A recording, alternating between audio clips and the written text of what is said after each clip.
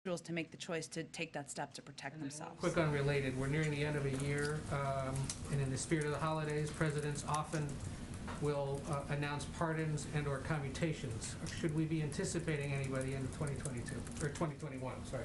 I don't have anything to preview at this time. I would just reiterate that the president has every intention of using his clemency power, and there has been some reporting which is accurate out there about looking at nonviolent drug offenders, but I don't have anything to update you on at this point in time. Go ahead, Jackie. Thanks, Jen. These 500 million tests are not getting to people in time for the holidays. And I know that you said you wish you'd rephrased your December 6th answer, but it seemed to discount at the time, which was only 2 weeks ago, the idea of sending tests to Americans at home. So what made you guys shift gears? When did that happen? And is any sort of lack of urgency in doing that sooner costing us now? I think it's important, Jackie, and I appreciate you asking the question, for people at home to understand that this has all been a building process. And that includes the approval of tests. There are now 8 available as of November. That's important because we needed enough tests to be able to tap into to get the supply. It includes quadrupling, not including the president's speech today, our testing capacity over the course of the last couple of months. It includes the 50 million tests that we made available to rural community health centers and community health centers, all components that I talked about exactly on that day in the briefing. If anything, it was a lesson to me to always include the context and make sure you use every opportunity of questions you all asked to do exactly that. But today, what the president is announcing, and this is again to Jeff's question and to yours as well, to be clear, we're not sending a test to every single home in the country. We are providing an opportunity, another opportunity or ability for people to, an important one, go on a website and request a test if their preference is to get that test to their home. Not everybody will do that, but we want people who want to do that, who want to get tested, who want to request tests that way, to have that ability to do. Obviously, this new push for testing is a big component of the strategy to combat this winter. But is there any concern that there hasn't been enough focus also on therapeutics, given that you have vaccines in other parts of the world that don't offer any protection against Omicron? We're lucky in the U.S. that Pfizer and Moderna do, but this is a virus that's spreading in all parts of the world. We saw it pop up here, and then just in 3 weeks, it's the dominant strain. You're absolutely right, Jackie. The vaccine, not the vaccine, I'm sorry, the virus does not see borders, and obviously fighting the virus, getting the virus under control is going to require getting it under control globally.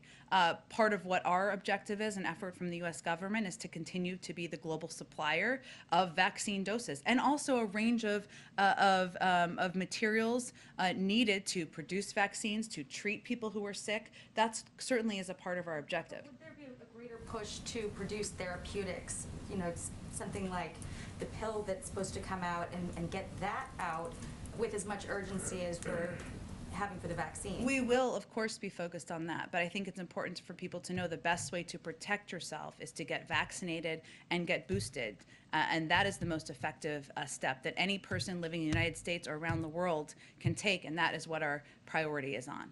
Real quick, one last question. You had said back in, I think it was June, that we would hear pet news on a day when it was a tough news day. And it was a late joke. But yesterday we heard about Major being rehomed, a new puppy, and a White House cat. So is this like the worst week ever for the White House? Believe it or not, Jackie, I don't have time in my schedule to coordinate with the pet folks, but the pet was a present from the president's brother. I met the pet this morning, the pet commander. We can call him by his name. And he's very adorable. He's going to bring joy to the president, the first family, to all of us probably as well. And as I think was noted by the First Lady's team, we can expect to meet the cat, a she, as I've learned, in January. Go ahead. Hey, Jen. Here in the district, and we're seeing similar numbers in a number of other jurisdictions, we're seeing all-time highs in terms of cases, not just this year, but for the entirety of the pandemic. A number of these are also breakthrough cases. We used to hear the administration talk about how rare these were, but there seems to have been a change in tone around these. Is it almost inevitable now, is that the view of the administration, that many Americans, including vaccinated Americans, will see a positive case in the next few weeks? Well, I'm going to let our medical doctors give an assessment of that. We do expect, though, and I would echo what they have said, that there to be increases of cases and increases of breakthrough cases.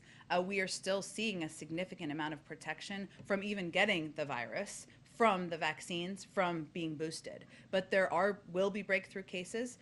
We have breakthrough cases in the White House. I'm sure you will have them in your news organizations, and we're seeing numbers go up in New York City, in DC, and other parts of the country.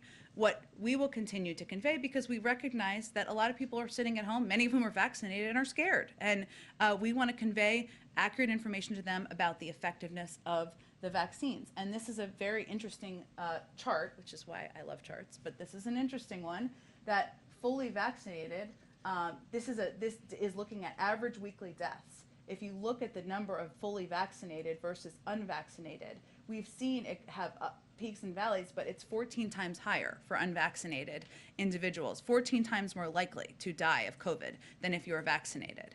No one wants to get COVID, but I think what the president is conveying is get vaccinated. You may have some light symptoms, you may have no symptoms. That is far preferable to being hospitalized or even worse. Can you speak to some of the protocols that are in place here Sure. in the White House? Because I think a lot of Americans have questions about if they were to test positive or in close contact, what are the protocols that they should follow? What are they in place here at the White House, especially as it relates to this individual who tested positive, who the president was in proximity to?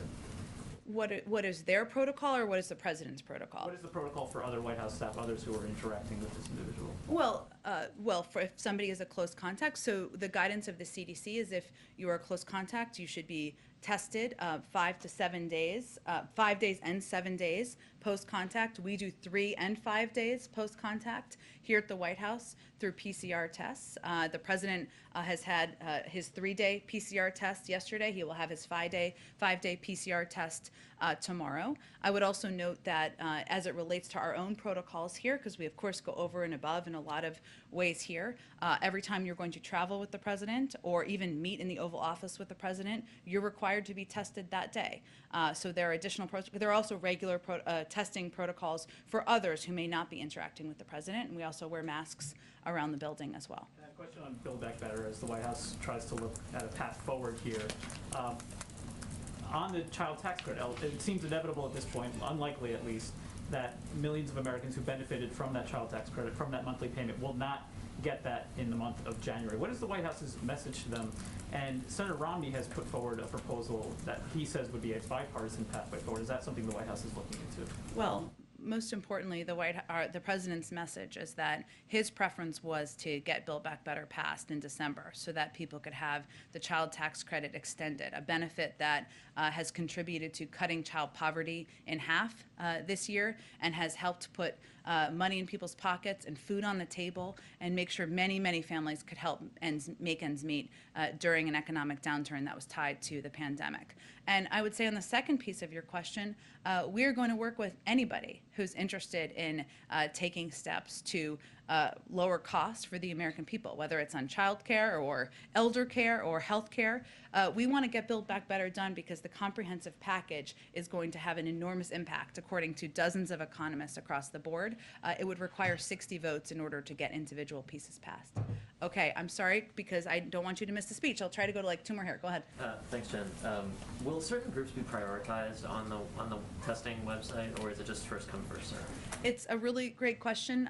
We obviously want to do this in an equitable way. That is how we have approached every element of our COVID policy, but that is part of what is being discussed and determined now. And what are the procedures that would go into place if the president did, in fact, test positive for COVID? He would follow CDC guidelines. Would he stay in the White House? Would he go to Walter Reed, or is that still undecided? I don't have any predictions of that. I think it depends on whether he would be symptomatic or not, but let's hope that's not a challenge we will be facing. Can you just quickly say whether the staffer that tested positive for the Omicron variant? Excuse me. I don't have any additional information.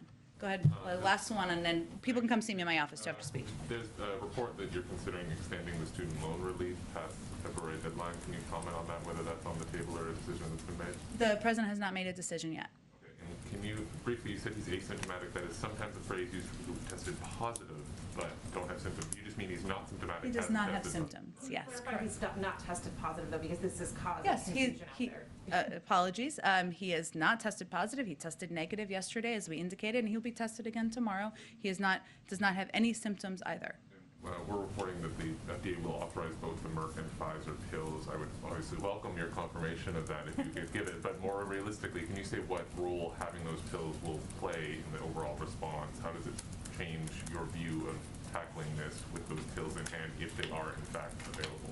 Well, again, I'll just preface that I'm not going to, of course, get ahead of the FDA or the process, the gold standard, as we like to say, but certainly having antivirals available is another component that will help us fight the virus, address the pandemic, help people return to a version of normal, and we will be prepared, like Boy Scouts and Girl Scouts, to ensure we are making these antivirals available to the public. All right, thanks, everyone.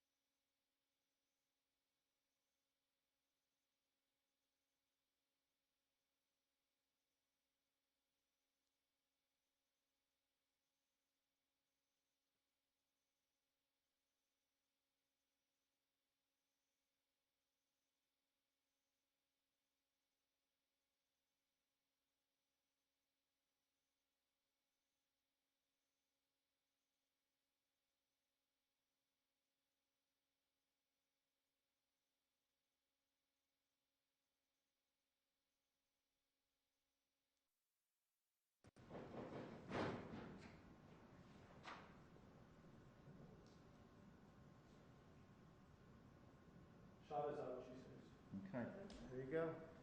Do we want to confirm with the TPM or? They see us? What's on your shot out here? Like a podium. Wide. I can go in a little bit. She says yes. Okay. Alrighty. Father,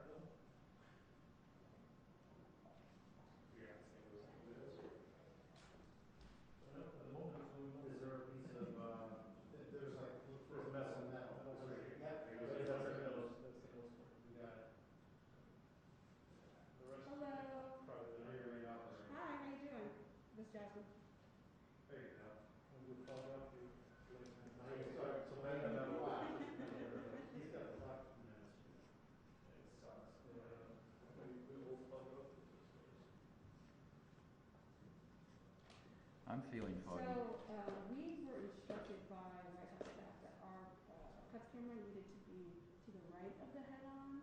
So yes, when he walks on, we'll have it on the door, and then we'll try to get cuts from.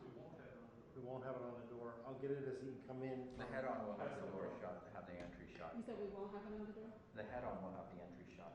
Okay, so the head-on will have, sorry, I misspoke. The head-on will have the entry shot. The cuts camera will not.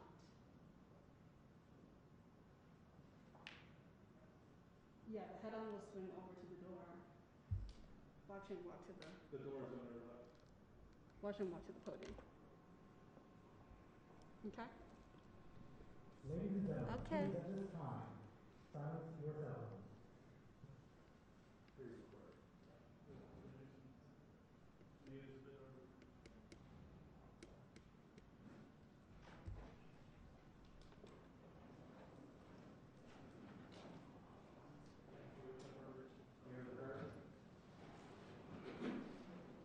No, that cannot be that. No, maybe it's not. Jasmine, Yes. as soon as the press are set, I'll call 2 minutes. Okay. So I think you say we're probably 5 minutes away, maybe less than that. I'm just saying, as soon as we get the press up, I'm gonna call 2 minutes right now. But you guys are set though, right? Yes, we are. 2 minutes.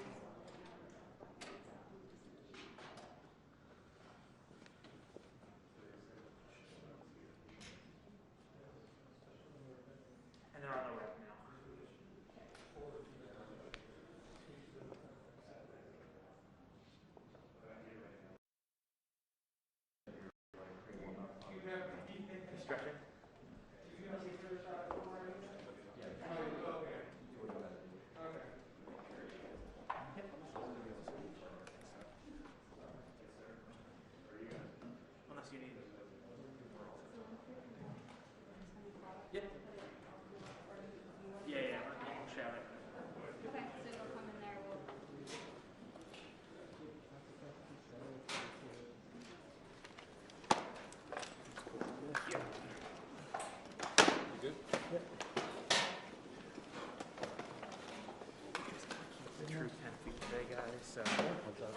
For money with the pen fee.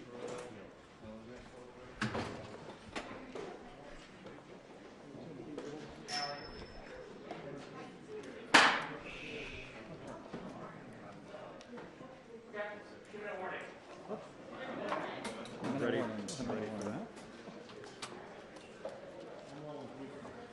I'm rolling too. You guys are good? Yeah. 2-minute warning at 2:40. At 2:40. My heart would need you.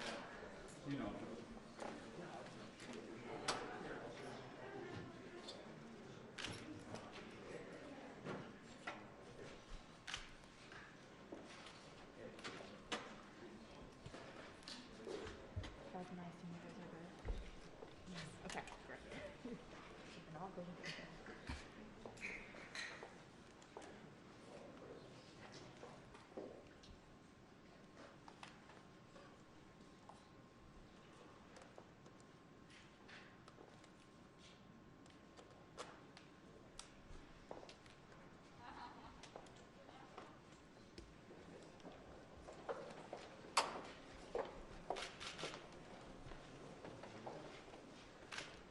Good afternoon, folks.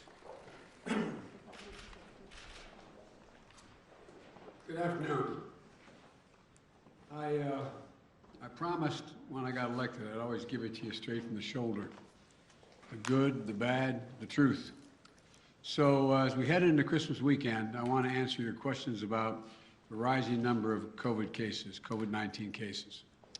And I want to start by acknowledging how tired, worried, and frustrated I know you are. I know how you're feeling. For many of you, this will be the first or even the second Christmas where you look across the table, will be an empty kitchen chair there. Tens of millions have gotten sick. We've all experienced upheaval in our lives.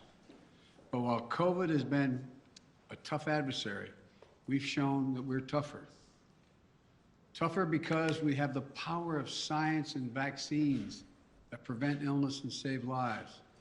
And tougher because of our resolve. So that, let me answer some questions that lay out the steps the Vice President and I are taking to prepare for the rising number of cases experts tell us we can expect in the weeks ahead. First, how concerned should you be about Omicron, which is now the dominant variant in this country, and it happened so quickly? The answer is straightforward. If you're not fully vaccinated, you have good reason to be concerned.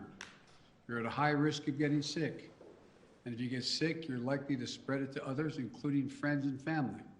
And the unvaccinated have a significantly higher risk of ending up in a hospital or even dying. Almost everyone who has died from COVID-19 in the past many months has been unvaccinated. Unvaccinated. But if you're among the majority of Americans who are fully vaccinated, and especially if you've gotten the booster shot, that third shot, you have much less reason to worry. You have a high degree of protection against severe illness.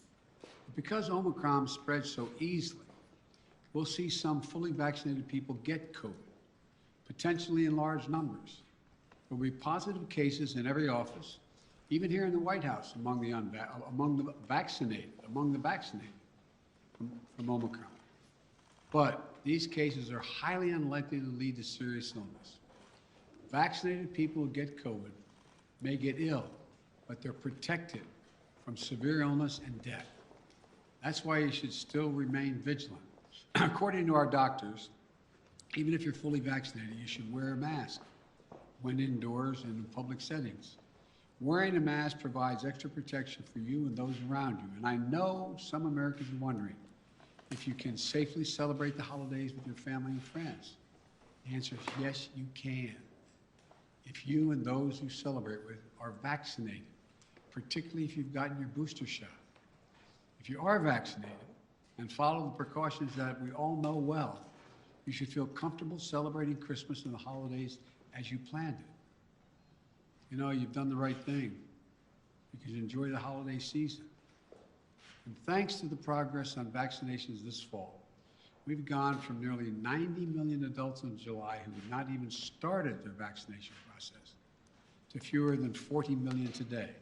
Still too many, down from 90 to 40. All these people who have not been vaccinated, you have an obligation to yourselves, to your families, and quite frankly, I'm not going to get criticized for this, to your country. Get vaccinated now. It's free. It's convenient. I promise you, it saves lives. And I honest to God believe it's your patriotic duty. Another question folks are asking is, what can you do to make yourself and your family feel safer and be safer? The answer is simple. Get your booster shot. Wear a mask. Our doctors have made it clear. Booster shots provide the strongest of protections. Unfortunately, we still have tens of millions of people who are eligible for the booster shot but have not yet gotten it. They've gotten the first 2 shots, but have not gotten the booster. Folks, the booster shots are free and widely available. Over 60 million Americans, including 62% of eligible seniors, our most vulnerable group, have gotten their booster shots. I got my booster shot as soon as they were available. And just the other day, former President Trump announced he had gotten his booster shot. Maybe one of the few things he and I agree on. People with booster shots are highly protected. Join them. Join us. It's been 6 months or more since my second shot. If it's been 6 months or more for your second shot when I got my booster, you can get yours today. It's been 6 months or more since your second shot.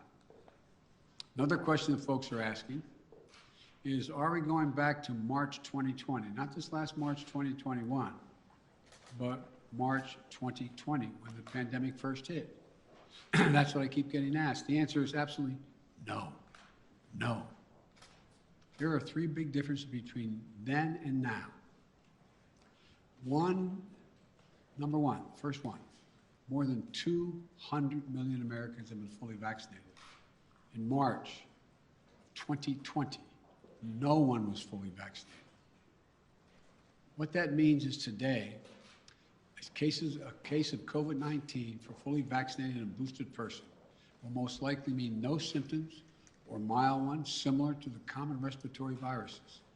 Over 200 million Americans should have the peace of mind that they did not have in March of 2020.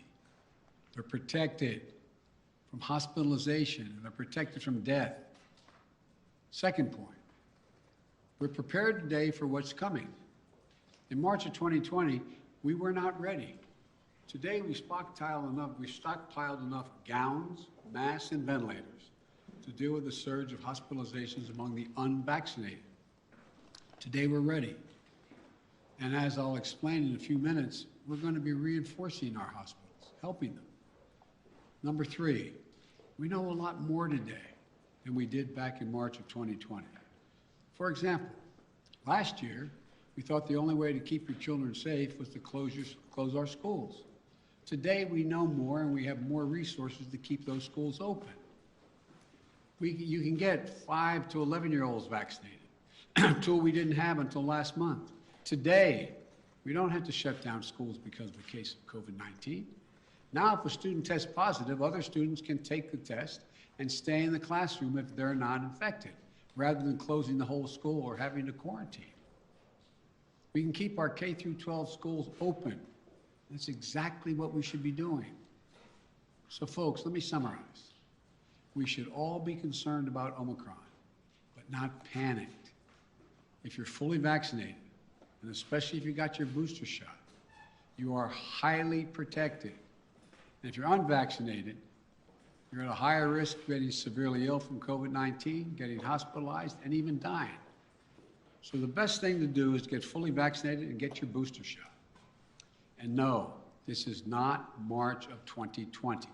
200 million people are fully vaccinated. We're prepared. We know more. We just have to stay focused. So that's where we stand. Now let me tell you about the additional steps I'm ordering today to take on what is coming. I know you've heard a lot of this in the news already this morning. 3 weeks ago, I laid out a COVID-19 action plan for this winter that prepared us for this moment. Today, we're making the plan even stronger. First, we're setting up our vaccination and booster efforts. We're stepping it up significantly. In the past 2 weeks, we've seen the highest vaccination rates since last spring. And we aren't as vaccinated as a country as we should be, though. That's why we have added 10,000 new vaccination sites on top of the 80,000 sites that we already had in place. And even more will open in January. I know there's some parts of this country where people are very eager to get their booster, where it's harder to get an appointment, excuse me. So starting this week, I'll be deploying hundreds more vaccinators and more sites to help get the booster shots in people's arms. I've ordered FEMA, the Federal Emergency Management Agency, to stand up new pop-up vaccination clinics all across the country where you can get that booster shot. We've opened, excuse me, we've opened FEMA vaccination sites in Washington State and New Mexico recently as cases have increased. And today, I'm directing FEMA to stand up new sites in areas where there is a high demand. These steps are going to help us add more and more booster appointments and just over the next few weeks. I also want to say a word to parents. If your children are not vaccinated, please get them vaccinated. If you're a parent, understandably, who waited to see how the first shots went with other kids before getting your own kid vaccinated, you can stop waiting. 6 million children in our country, ages 5 to 11, are vaccinated. Get your children protected today, now. For those parents out there who have a child that's too young to be vaccinated, that is under the age of 5, I know this can still be a scary time. But one thing you can and must do while we await vaccines for children under 5, get yourself fully vaccinated and boosted, as well as those around you, your children, your caregivers, your siblings. It's critical to mask up in public indoor places. We know that our youngest children have only rarely been impacted by serious COVID-19 cases. But they can be further protected if they're surrounded by vaccinated people. And again, to folks who are not vaccinated, you might think you're putting only yourself at risk, but it's your choice. Your choice is not just a choice about you. It affects other people. You're putting other people at risk. Your loved ones, your friends, neighbors, strangers you run into. And your choice can be the difference between life or death. The longer the virus is around, the more likely variants form. It may be deadlier than the ones that have come before. Let me say again and again and again and again, please get vaccinated. It's the only responsible thing to do. Those who are not vaccinated are causing hospitals to become overrun again. I just spoke to the governor of New York. Every COVID-19 hospital means someone with a heart attack, cancer, or other serious illness may not get that bed and that life-saving care they need in the hospital. Look, let me give it to you straight again. Omicron is serious, potentially deadly business for unvaccinated people. Let me be clear. Thanks to the prior administration and our scientific community, America is one of the first countries to get the vaccine. Thanks to my administration and the hard work of Americans, we led a rollout, made America among the world leaders in getting shots in arms. But uptake slowed this summer as vaccine resistance among some hardened. Look, the unvaccinated are responsible for their own choices. But those choices have been fueled by dangerous misinformation on cable TV and social media. You know, these companies and personalities are making money by peddling lies and allowing misinformation that can kill their own customers and their own supporters. It's wrong. It's immoral. I call on the purveyors of these lies and misinformation to stop it. Stop it now. One of the other things that we know that has to be done is more testing. Because Omicron spreads easily, especially among the unvaccinated. It's critically important that we know who's infected. That means we need more testing.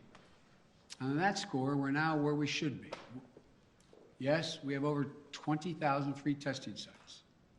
Yes, we've used the Defense Production Act and spent $3 billion to greatly expand the number of at-home tests available for purchase online and at your local pharmacy. And yes, we made sure insurance covers the PCR tests you get in the hospital or at your doctor's office. But starting next month, private insurance will also cover at-home testing. So you can order a test online and get reimbursed. We're providing access to free at-home tests for those who may have insurance as well, may not have insurance, I should say, as well. But it's not enough. We have to do more. We have to do better, and we will. Starting this week, the federal government will set up emergency testing sites in areas that need additional testing capacity. Before Christmas, the first several of these federal testing sites will be up and running in New York City, with many more to come. This free testing is going to help reduce the waiting lines, the time you have to stand there, and sometimes it's an hour or more. We're going to continue to add federal testing sites where needed, so that if you want an immediate test, there'll be a place where you can go get it. We also need to do better with at-home testing.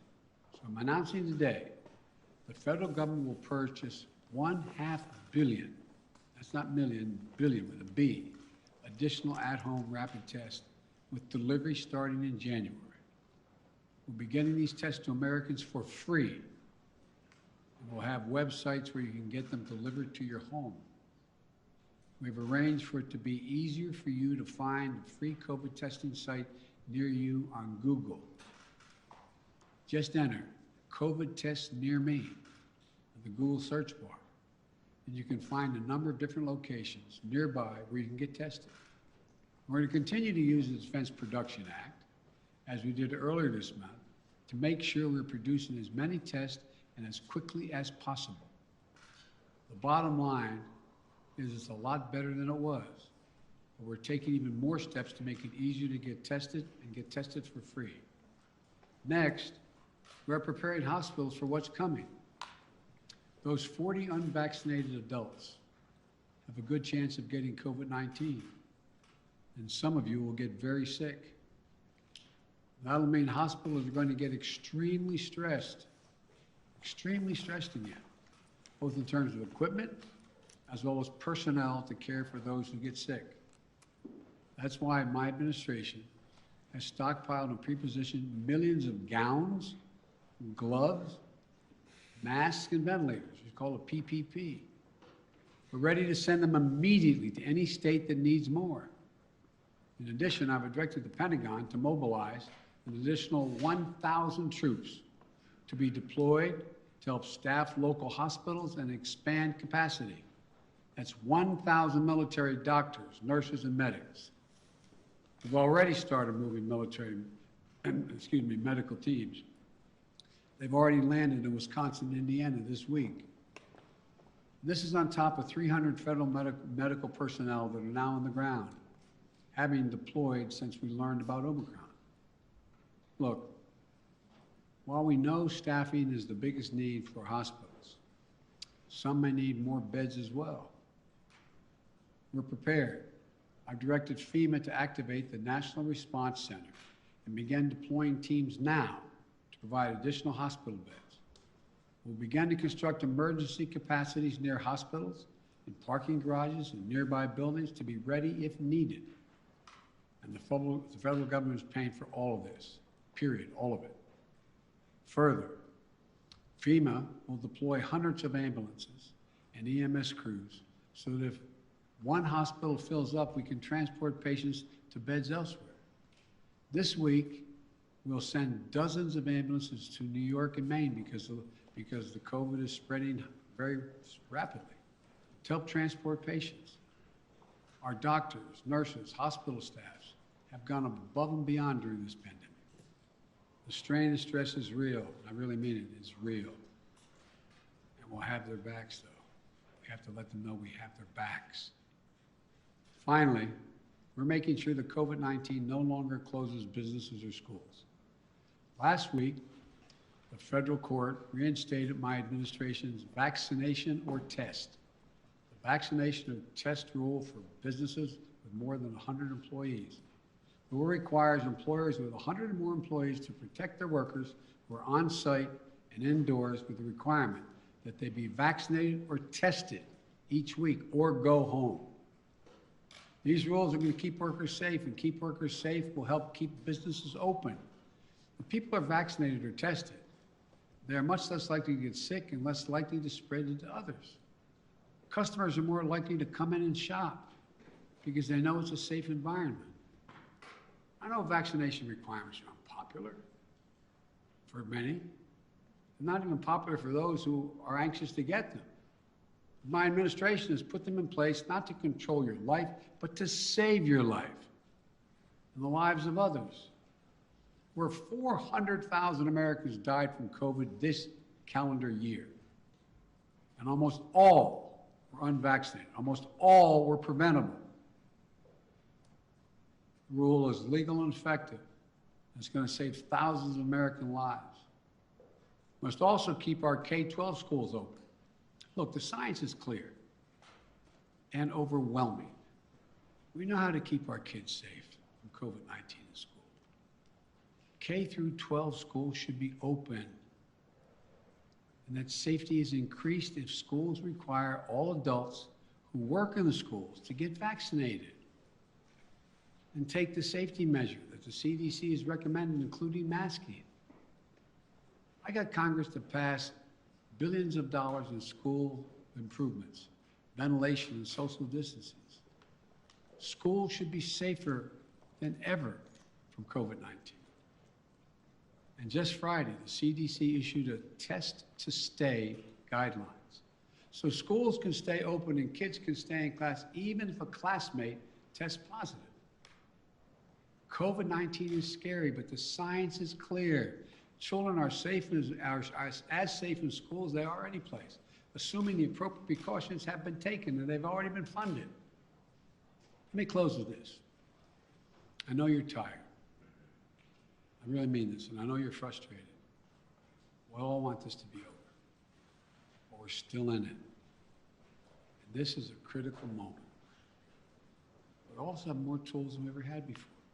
We're ready. We'll get through this. As we head into the holidays, I want us to all keep the faith. I want to sincerely thank you for your perseverance, your courage, your countless acts of kindness, love, and sacrifice during these last 2 years. Throughout our history, we've been tested as a people and as a nation through war and turmoil. We had to ask whether we'd be safe, whether we'd be okay, whether we'd get back to who we are. We've always endured because remember, there is no challenge too big for America. I mean this from the bottom of my heart, no challenge. We've come through better and stronger because we stay together as the United States of America. That's what we have to keep doing today. We can do this together. I guarantee you. May God bless you all, and may God protect our troops. And happy holidays. God love you all. Thank you. Mr. President, on testing, sir, you said we have to do better, but public health officials have been saying for months you need to surge rapid tests for just this moment. Is it a failure that you don't have an adequate amount of tests for everyone to be able to get one if they need one right now? No, it's not, because COVID is spreading so rapidly. If you notice, it just happened almost overnight, just in the last month. What's your message? Mr. President. And so, no, it's not a failure. But the alarm bell went off. I don't think anybody anticipated that this was going to be as rapidly spreading as it did. And so the question is, we had a lot of people who have access to tests, who could order them, could have their insurance pay for them, et cetera. But it also, and all of a sudden, it was like everybody rushed to the counter. It was a big, big rush. And I knew that was coming, so what I tried to do is meet with the companies and use the Defense Production Act to get 500 million more tests. and figure out how to get them to their homes, get them on the shelves in the store. I mean, so that's what it's all about. Yes.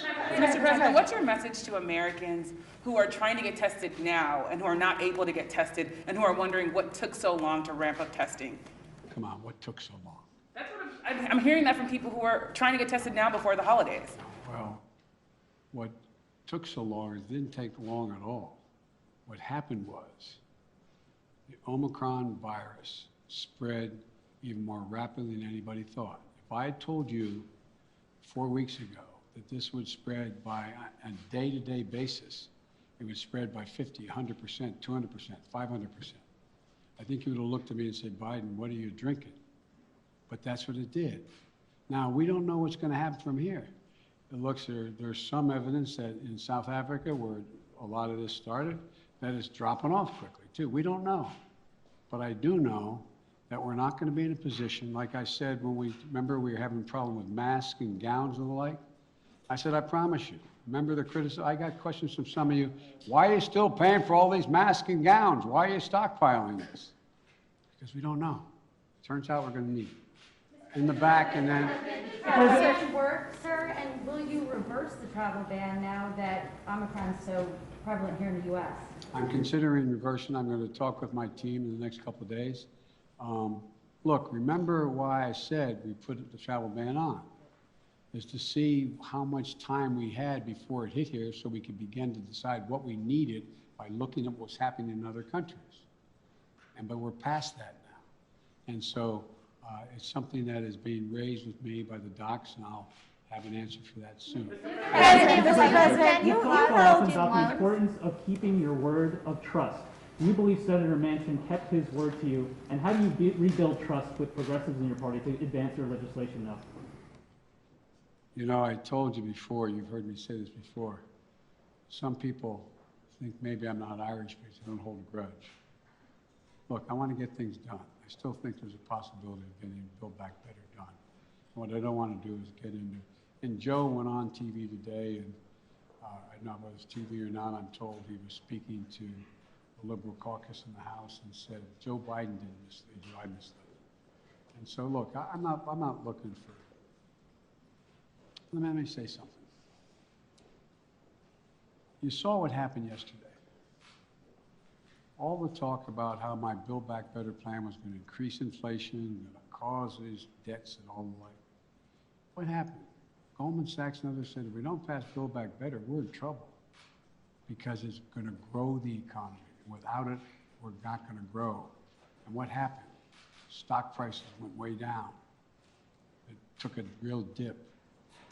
If you take a look, everybody thinks because I quoted 17 Nobel laureates saying this is going to help inflation. Think about it in terms of you're a hard-working person and you're making 60 grand if you're alone, or your mom are just on her own, or if you're making 80 grand, mom and dad 90 grand like a lot of people do, and you're worried about inflation, you should be worried about it because it's a devastating thing for people who are working class and middle class folks. It really hurts. Where is most of the cost now? The cost is finding in gasoline, even though I was able to bring it down 12 cents a gallon, will come down more, I believe. We talked about what the cost in food prices going up, et cetera. But look what's in Build Back Better. Child care. You can reduce it by up to 70%. That'll be the difference between 20 million women who aren't back in the workforce being able to go back if you pass it.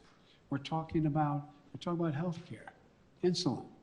In a situation, we got 200,000 kids with type 1 diabetes. You know what it's costing? It cost somewhere between 10 cents and $10 to come up with a formula, okay, a while ago, right? You know what it's costing on average? $560, $640 a month, up to $1,000 a month. What do you do if you're a mom and a dad working with minimum wage, busting your neck? You look at your kid, and you know if you don't get that vaccine for him, if you don't get that drug for him, if you don't get be able to take that, what happens? They're likely to go into a coma, maybe die.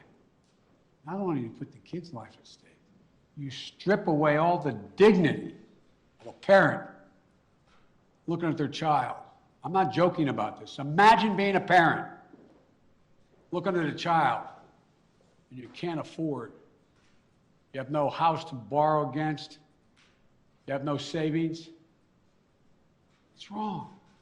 But all the things in that bill are going to reduce prices and cost for middle class and working class people. It's going to reduce their cost. What's inflation? Having to pay more than the money you have because things have gone up. Well, bring down all those costs across the board, from child care to a child care tax credit. But I'm not supposed to be having this press conference.